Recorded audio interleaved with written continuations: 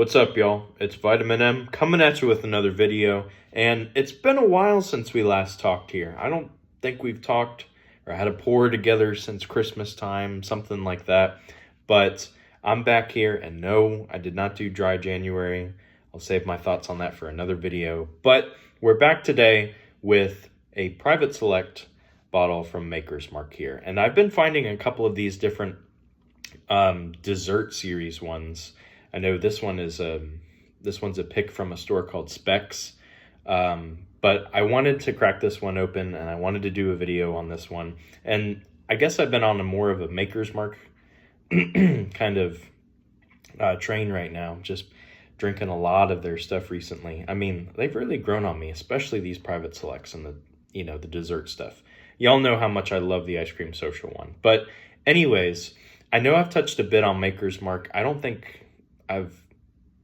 think this is the only brand I've done 3 videos for, I want to say. I don't think I've even done that much for Jack, even though they're my favorite.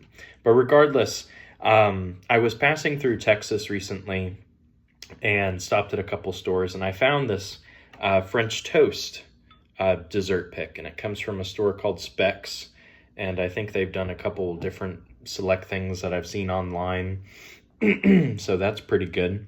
But usually I think that's where the folks in Texas find all of their stuff, if they're lucky. So be it here. But it's the same process as before with the Ice Cream Social. You pick 10 staves, you do a combination of those to give you these different flavors and notes. And I wanted to just touch on the process of that and all the different staves here. So here, I don't know how well you can read that here. I'll read it out loud here as well. But these private selects, these are really delectable if you really know what you're doing on the stave profile. Again, they're little planks of wood that they'll put in the barrel so that not only is it the oak of the barrel that's affecting the juice and the different flavors you're going to get, but these planks of wood and how they've heated them in convection ovens and taken them from certain trees and stuff like that.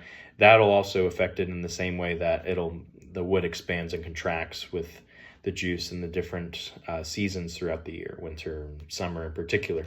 But I'll go ahead and read over these here on the process. So you pick 10, and then each of these, the numbers on here will mean that that's how many they picked of this. So first off, baked American puree. I'm not going to pretend I'm an expert on this. This is the process they told me on the tour, and it's kind of hard to find an explanation of this online. I don't know, it wasn't one of the first things that popped up. But baked American puree, that gives you a lot of your signature bourbon notes that they use American white oak for on that stave. Caramel, brown sugar, oak, stuff like that. Seared French cuvee. I'm not French in any sense, so I don't care that I mispronounced that. But anyways, French oak, that gives you some more toasted kind of bourbon notes. Toasted caramel, toasted oak, but that toastiness in there. Maker's Mark 46, if you throw all 10 of these in there, apparently you get a Maker's Mark 46 bottle, essentially. So that's kind of cool. That gives you some vanillas, fruits, stuff like that. Roasted French Mendiant. I think this is a new one from what I read since 2022, I want to say sometime. This was a different kind of wood, or they called it something else back then, but now it's this guy. So this is more of your darker notes, your like dark fruits, your chocolates, your tobaccos, stuff like that. Things that are more prominent on some bottles like Larceny that we've talked about before. And then toasted French spice, that's kind of closer to your ryes, your spices, and maybe a little bit of earthiness on it, but your spice kind of tastes with that. And they kind of cross over with each other, but that's predominantly what you'll get on here. And, these dessert series are pretty good. Obviously, I love my Ice Cream Social. I picked up a toasted marshmallow. If you can't find one that says what you're looking for, like French toast here, you can get pretty close by finding another bottle that's got a stave profile that's similar to the numbers on there. So try to match that the best you can. Apparently, there's 1,001 different stave combinations. If they release the same stave combinations under a different name, I'm sure they do, because people and liquor stores make their own picks of these.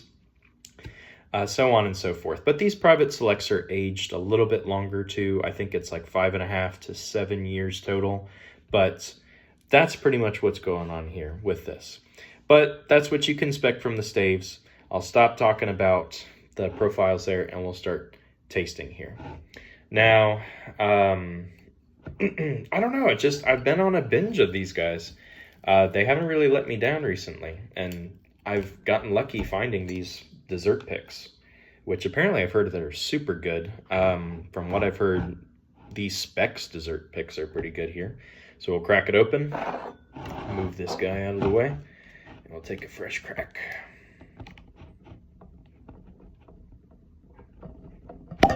Oh, that was good. All right. That was a really good cork. And 108 proof. Nice. This is going to be pretty solid. I just walked into Specs. I think I want to say I was in Austin, and I'm driving across Texas, and I came across this in the store. Oh, first, I've been starting to use jiggers now to get these guys going, just so I have an idea of how many fluid ounces I'm drinking.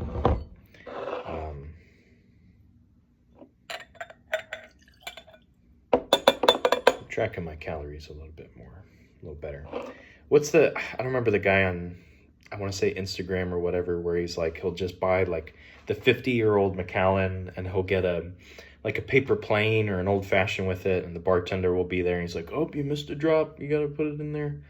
He wears some of the craziest clothes, but some of his videos are kind of funny. I'll put this back over here and we'll go through our process. So we've done the cork. Now, we're going to fully appreciate our bourbon here tonight. So French toast, obviously, everyone knows what that tastes like. And I'm kind of expecting the same here. Maybe just some more woodiness to it. But let's hold it up in the light. Okay. Nice little copper color that's going there.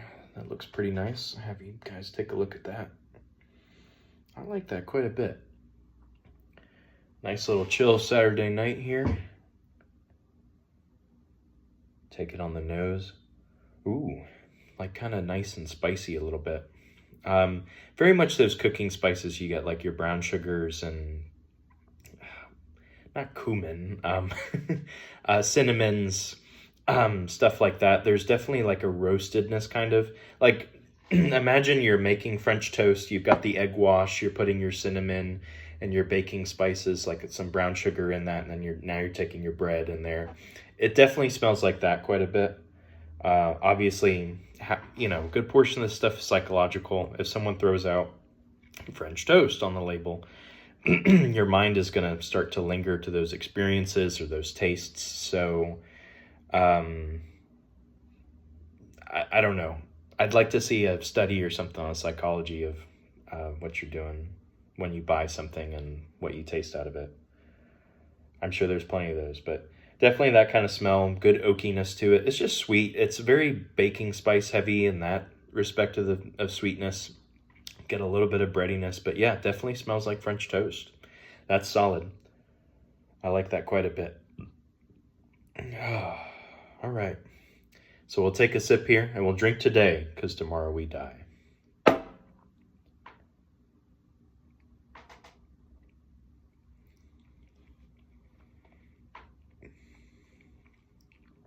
Ooh.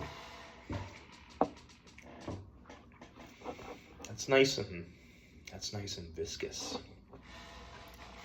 Definitely taste a lot of syrup there. Baking spice for sure. Maybe I'm just craving scrambled eggs or something, but it's very much that taste of the egg wash that you make French toast with. But not just the egg wash itself. After you've thrown all the baking spices and cinnamons and whatever you need in there, it's very much got that kind of forward taste. It's, I pick up the breadiness quite a bit. There's a good bit of oak going down and a little bit of a burn, but it's very approachable. At 108 proof, it's definitely more sweet. I mean, it's not going to be as sweet as some of the other ones you'll see out there, like the ice cream social one, toasted marshmallow and other things like that. but it's more subtle with this kind of dessert thing. Is French toast really a dessert? I don't think so, but this tastes really good.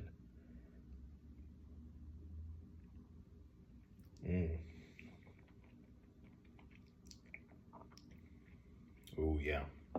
Just very, very good. A little bit of earthiness there, too, in the middle now. But it's just, excuse me, I got a frog in my throat, I guess. It's not that much burn on this. But, yeah, I mean, it's just very, like, bread forward, I want to say. And then the syrup and your baking spices. It definitely tastes like French toast. Wow, big surprise. I mean, that's just a really solid pour right there. That's just really great. Out of the 3 dessert picks I got, this is probably my second favorite. It's going to be really hard to beat Ice Cream Social. But yeah, I mean, this is good. Maybe you can even have this for breakfast if you really want. But I think this is really good. It starts off great. It's just a French toast taste through and through. Lots of syrup, good caramel.